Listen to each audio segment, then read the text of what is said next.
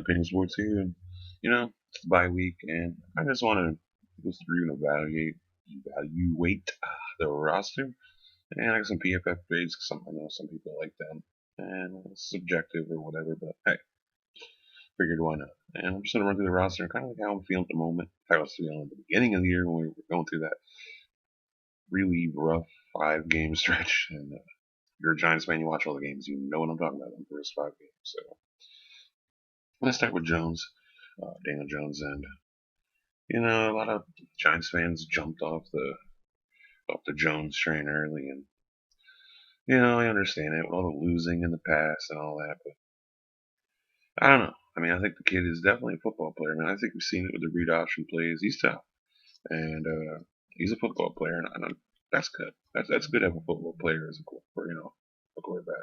Be a football player, so it's helpful. Anyways, he graded at a 78.8, which PFF wise, that's pretty good. Now, I think they grade a little bit too high for all the running stats for a quarterback, but overall Jones is good and he's learning. Coming on from last year, he's cut his fumbles in half. I mean, that's good. And people are kind of bugging out about the interceptions early on in the year. Like, he's turnover prone and the interceptions are crazy. But you've seen he just had a lot early on. So I don't think his career he'll be a high interception guy. I think you've seen even with like barely an off season and coaching staff, you definitely see he's paying attention to the ball. He's cognizant of not turning the ball over. So, and I think he has progressed some. I think his pocket awareness has improved, which I didn't think it was. I didn't think it was going to improve a lot for this year. So far, I'm happy. I get it. People are upset. We were losing early on, and I've seen some people actually say, it's all we just had a quarterback, and I don't think so. I mean, the way the offensive line was playing early on, I'm not saying the offensive line is world beaters now, but I'd say they're at least average. Um, it's just injuries, wide receivers in and out. It's just there's no stability, and when you got a young quarterback, you need stability. And the last thing you should be doing is just bringing a whole new coach in here. And I think we got the better coach, but in the long run, but in the short term, this is what you're going to get. I mean, and younger players are going to struggle. So it is what it is. Anyways, I'll move on. I could talk about, quarterback all day long. So, it sucks.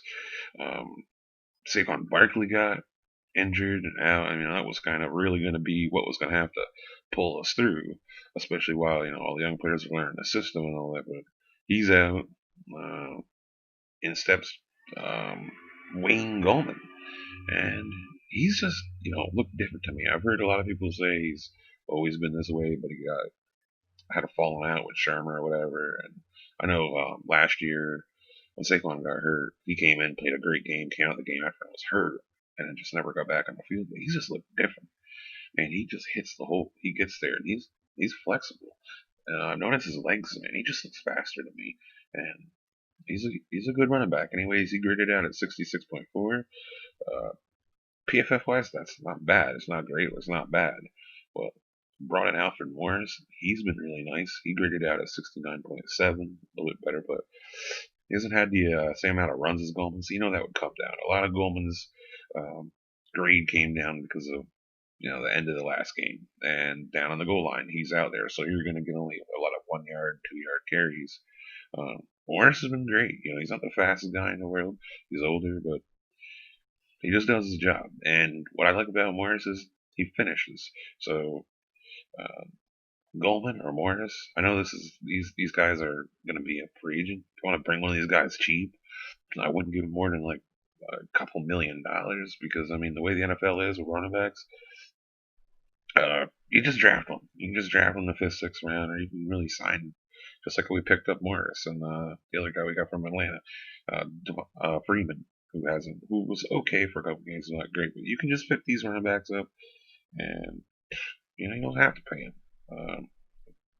So yeah, I'll go on to the wide receivers. Got Slayton, man, he's what an amazing pick for a fifth round. I mean, I'm just glad we got Slayton. He graded out 73.2. Um, and just, it sucks we don't have another wide receiver on the outside because you really, especially this year, you're starting to see teams sit over the top of him, bracket covered the safety and corner over the top of him, and it really hurt when Shepard got hurt. Um, it really affected the whole team when Shepard got hurt, and so much attention could be put on Slayton. And I think you've seen the last few weeks when Shepard's back, Slayton's had a lot more opportunities, and he balled. He's a solid player. I was thinking he was a number one wide receiver, and he still could progress into that. But he's a future piece, and I know it's only his second year, but if he comes out next year as a good year, just get him locked down. Get him here. You're not going to pay him like a top 10 wide receiver. Just get him locked in.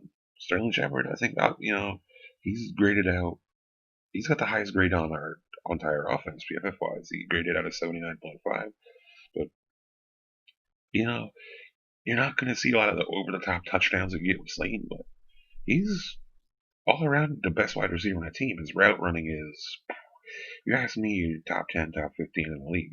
And he gets separation. He's up there in the NFL with separation.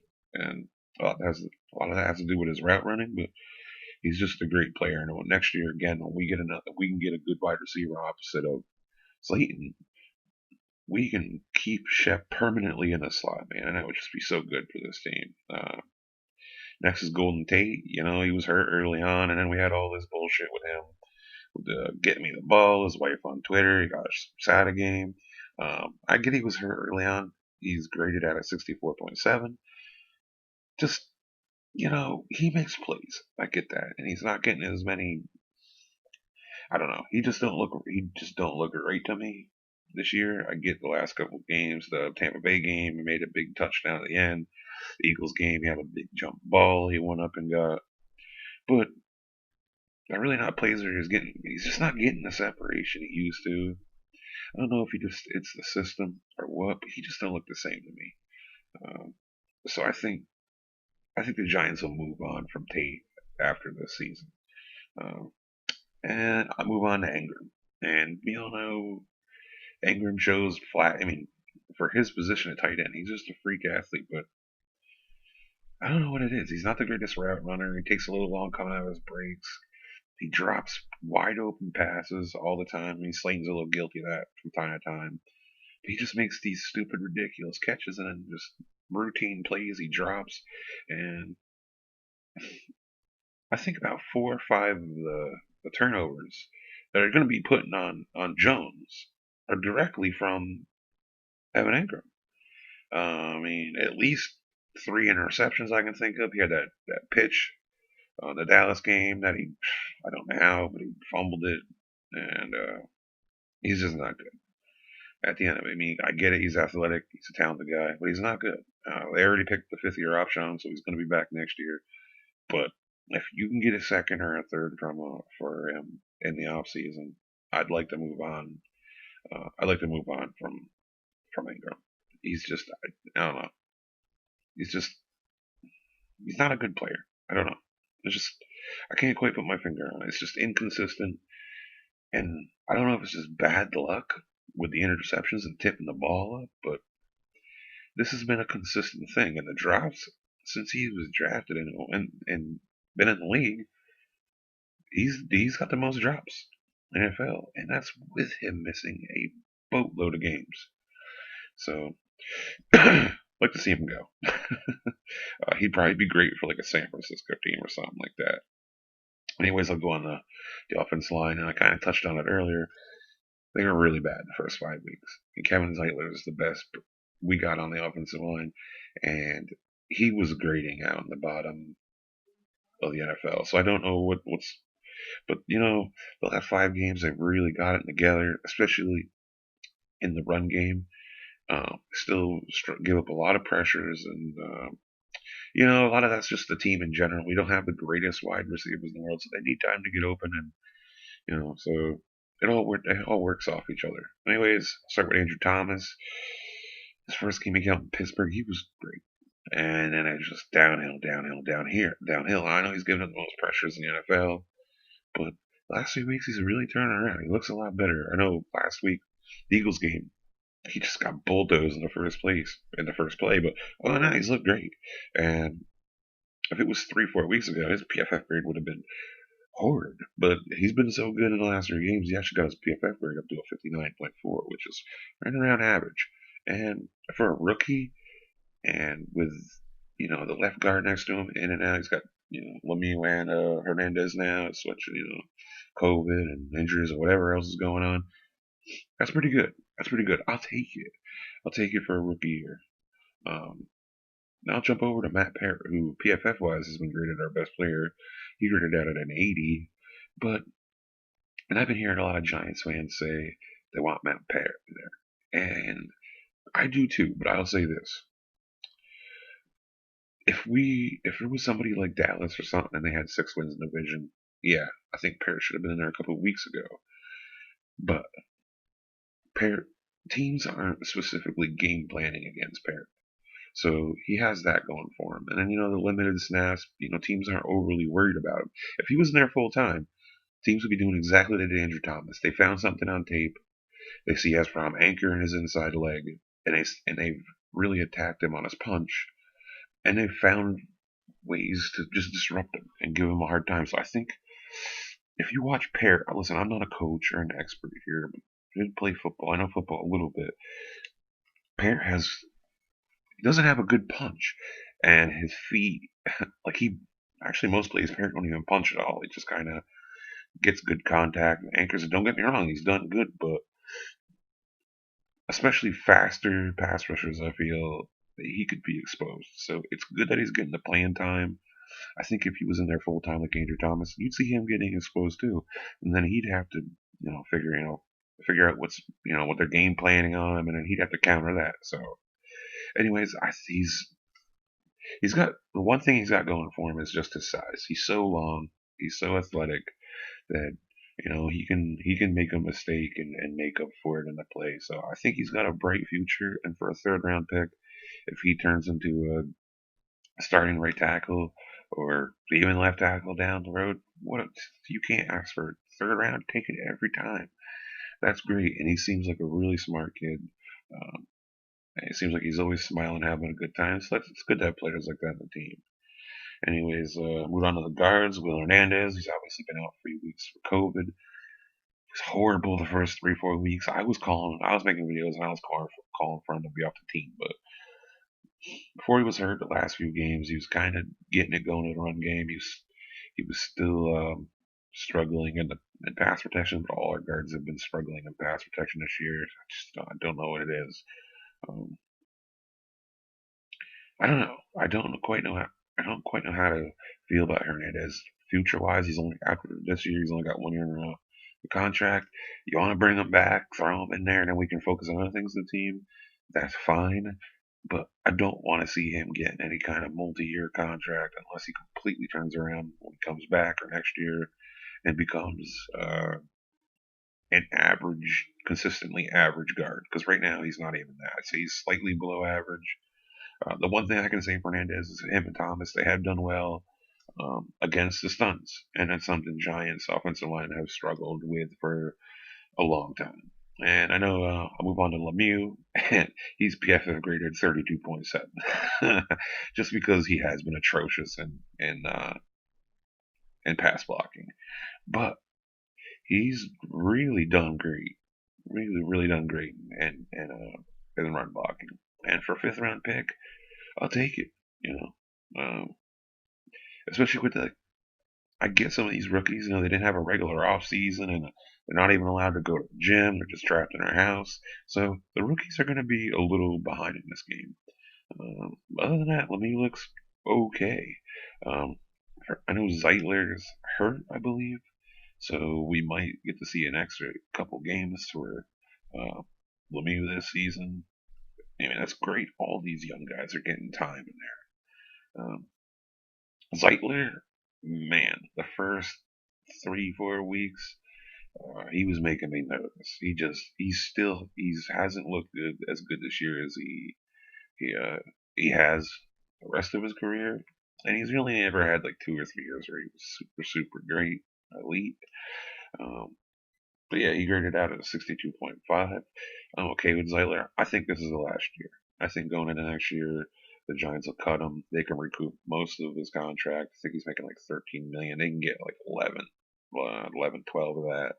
So he'll be cut, especially if Lemieux finishes out strong here at the end of the year. But overall, he's a veteran, and it's always good to have guys like this on the offensive line. But with the movement, the youth movement going on, I don't see him being part of the future here. And Nick Gates, again, they all did. They all struggled early. He's been coming up, and he's a smaller, undersized center, but he's a feisty guy, and he's come on of late, like the rest of these guys, pretty much. And I'm okay for now. I'm okay for now. Gates signed a 2-3 year contract for very little money, so plug him in, keep him there, and that's just one less position that we have to focus on. And Fleming, obviously, he's not, he's average. He's average, slightly below average. He's graded out PFFO as 53.6, and he is what he is. He's not going to dominate anybody. You're going to have good weeks. You're going to have bad weeks. And I think it's the smart move sticking with Cameron Fleming while we're still in contention. Now, if we come out and lose the Bengals game and say Washington wins a few games in a row or Philly wins a couple games in a row, the division's gone. Start all the young guys. Let's go full on youth movement, and that's better for us in the future. But overall, if you would ask me the first 5 games, the hell's it? First 5 games, what I would have thought of this team, and I was very negative, and I would have said the future don't look good. Some of these young guys, they obviously you need to be patient and give them time. But if I was to be forced to make, a decision then and there on the spot, I wouldn't have had a good outlook. But the last 5 games, the way the offensive line has come together, Shepard coming back has made a big difference for everything, for Slayton and Tate and everything, just in general. And then just the Giants putting more of this read option in the offenses really gave a new dimension. And it's taken some of the aggression away from defenses going against us. So overall, I'm really happy. I think we'll win enough games this year where we can go. All the good quarterbacks will be going out the draft. You ain't got to worry. We get to get another year of Daniel Jones and get to see him progress and develop him. And I've never been a guy to say Daniel Jones was a franchise quarterback, this or that, but I can say the talent's there, um, and I think he's got a chance to be. Um, Now, if he comes out next year with new weapons and the offensive line's playing, and he's playing like how he did the first 6 weeks of the season, that don't bode well for us. But if he comes out next year and has new weapons and he's making a few more plays, and the fumbles are still going down, the turnovers are still going down, and I just, yeah, I think we'll be looking good at that point. Um, Goldman, Morris, them guys probably won't be back unless Goldman wants to come back on a team friendly deal. If not, whatever, whoop de do. Again, Tate will be gone, I'm pretty sure of. Ingram, I'd like to find a trade partner for him, but if you don't start doing something, I don't know. It's Caden Smith. I didn't want to throw some of these players in there, Caden Smith, but he's graded out better, and actually, I haven't got the snaps, as much snaps as Ingram, but he's good. Caden Smith is decent. We could go with a Caden Smith and a Toyolola and then just pick up somebody to draft or just grab a veteran tight end. And I think we'd be okay in that department. And he's not the fastest guy, but he can block. And, you're not going to have to worry about your running backs getting blown up in the back with him. Not very often, at least. So, other than that, I'm happy with the team. A lot of these young guys are coming in. They struggled earlier, but that's to be expected, especially with the offseason we got. I'm happy with the team. I'm happy with the team. We cut Zeitler, Tate, move on from Soldier. We got a bunch of money, bunch of money. I'd like to bring back Logan Ryan. This is about offense, but anyways, I'm happy. I think the future for the offense, as long as we can get a weapon in here for Daniel Jones, finish off the offensive line. We're good. We're good. Especially if Barkley can come back and stays healthy. This could be a top 10, top 12 offense next year. Never know. Anyways, this is basically how I feel um, about the offense up to the bye week. And it's a long one. I don't imagine any of you guys will be making it through, but if you do make it through and you like this video, if you want me to do one on defense, let me know. And like and subscribe. Stay safe, everyone.